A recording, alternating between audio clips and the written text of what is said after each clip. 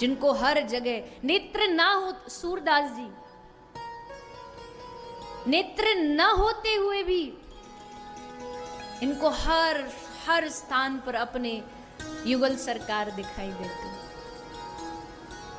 कथा आती है कि बाबा सूर एक बार गोवर्धन में गिरिराज जी की तलहटी में बैठे बैठे रो रहे थे, कृष्ण को पुकार रहे थे, राधा रानी को पुकार रहे थे, हे प्रभु आप हमें कब दर्शन दोगे, कब से पड़ा हूं आपके इस ब्रजधाम में, आपको कब से पुकार रहा हूं, एक बार तो दर्शन दे दो। खूब रो रो के गा रहे थे भाव। तो वहीं पे सामने आ गई श्री राधा रानी। राधा रानी आई और राधा रानी आकर के नाच रही थी, नृत्य कर रही थी, और नाचते नाचते श्री राधा रानी के पांव की पायल, श्री राधा रानी आगे नृत्य कर रही थी, ठाकुर जी भी श्याम सुंदर भी वहीं खड़े थे। राधा रानी धीरे धीरे घुंघरुओं की आवाज बजाती बजाती सूरदास जी की तरफ बढ़ती जा रही। और ठाकुर जी देख रहे हैं कि सूर के सामने राधा रानी खड़ी और ये अंधा देख ही नहीं रहा, इसको पता ही नहीं बावरे को कि राधा रानी आई है, इसके आज भाग्य खुल गए। तो बड़े चतुर हैं ठाकुर जी, इशारा दे रहे हैं सूरदास को, इशारे में बात कर रहे हैं। इशारे में क्या बोले, अरे राधा रानी आगे मत बढ़ना, ये है ही अंधा पर है बहुत चालू, पांव पकड़ लेगा तो छोड़ेगा नहीं। अब सूरदास एकदम सतर्क हो गए कि कुछ तो इशारा आ रहा है कहीं से। तो सूरदास जी एकदम सतर्क हो के कि अब श्री जी हमारी तरफ बढ़े तो हम उनके चरण पकड़ लें। फिर श्री जी बढ़ती जा रही हैं, तो फिर श्री कृष्ण इशारा देते जा रहे, अरे आप तो बिल्कुल इसके सामने ही पहुंच गई, अरे अब तो जैसे ही हाथ आगे करेगा तो सामने ही आपके चरण पकड़ लेगा। सूरदास जी समझ गए कि ठाकुर जी इशारा दे चुके हैं, तुरंत सूर बाबा ने कृष्ण राधा रानी के चरण पकड़ लिए।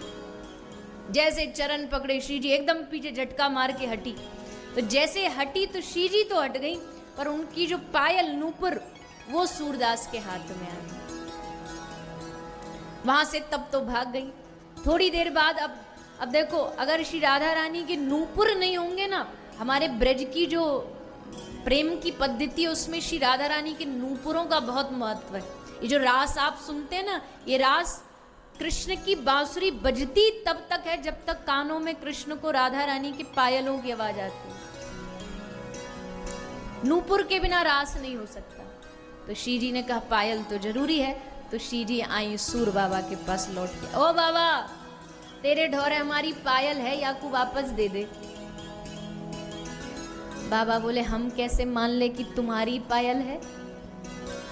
हाँ, एक बात से मानेंगे कि जब इसके संग संग दूसरी वाली जब पायल एग्जैक्ट सेम टू सेम हमको दिखा दोगी, तब हम मानेंगे कि आपकी पायल है, तभी हम देंगे, नहीं तो हम नहीं देने। कोई और असली इसका मालिक बाद में हमसे मांगने आ गया तो। श्री जी ने कहा तो ले देख। जैसे ही श्री जी ने दूसरा कदम बढ़ाया, सूर ने अब की बार चरण कस के पकड़ के बैठ गए, खूब रोए। हे श्री राधा रानी आपको क्या लगता है मैं अंधा हूं, पांव छुड़ा करके भग जाओगी? नहीं नहीं, इतने इतने जन्मों जन्मों बाद आज आपकी कृपा प्राप्त हुई, ऐसे सूखा मत छोड़ के जाओ। इन आंखों को बस आपका दर्शन चाहिए, केवल आपको देखना। देखो चाहत कमल नयन को, देखो चाहत कमल नयन को, देखो चाहत कमल नयन को, देखो चाहत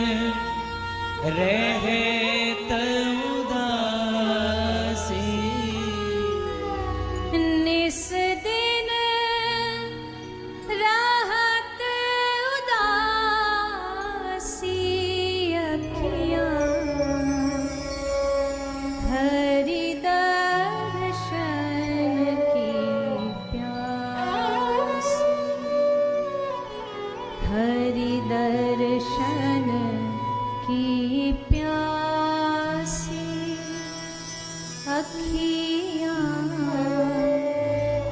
हरि दर्शन की प्यासी हरि दर्शन की प्यासी अखियाँ हरि दर्शन। मेरी अखियां हरि दर्शन की प्यासी, ये कह कौन रहा है जिसकी आंख ही नहीं है, जिसके नेत्र नहीं है, वो गा रहा है कि मेरी अखियां हैं नाथ आपके दर्शनों की प्यासी।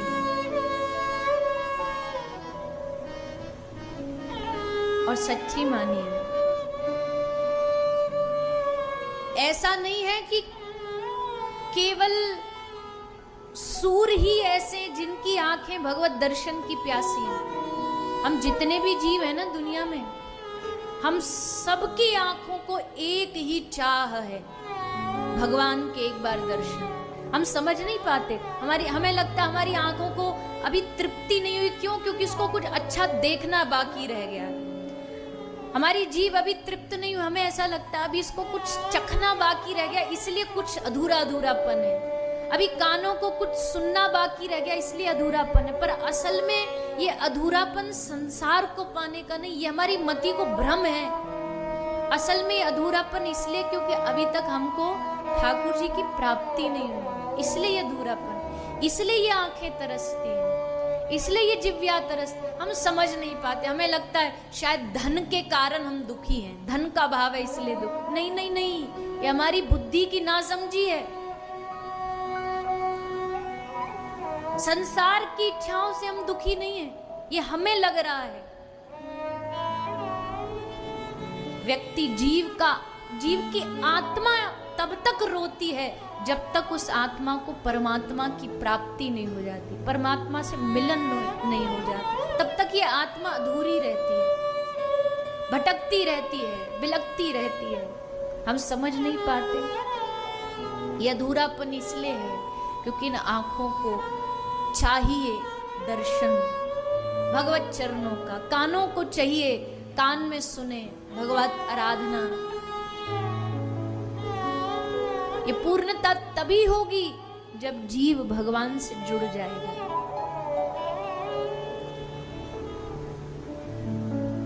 सूर बाबा ने जब रो रो के पुकारा ठाकुर जी को, तो ठाकुर जी ने श्री राधा रानी से कहा अब देर नहीं करनी चाहिए, इस अंधे को दे दो दर्शन श्री जी, अब देर मत करो।